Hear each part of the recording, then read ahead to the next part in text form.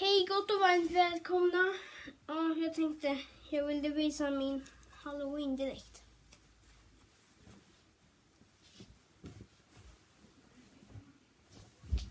Jag kommer bara se. Lite läskigare. Nästa. Men så här ser det nu. Men på Halloween som sagt, jag kommer se lite läskigare ut.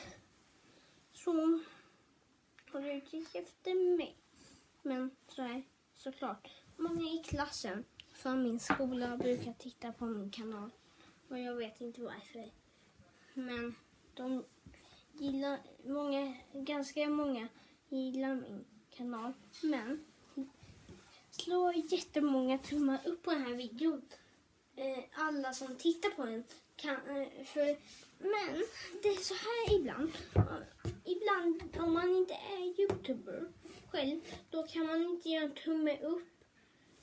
Men om era föräldrar, eller du är, ja då kan du på din telefon eller så. Det kanske vissa av er redan visste, men tyvärr måste jag säga hej då.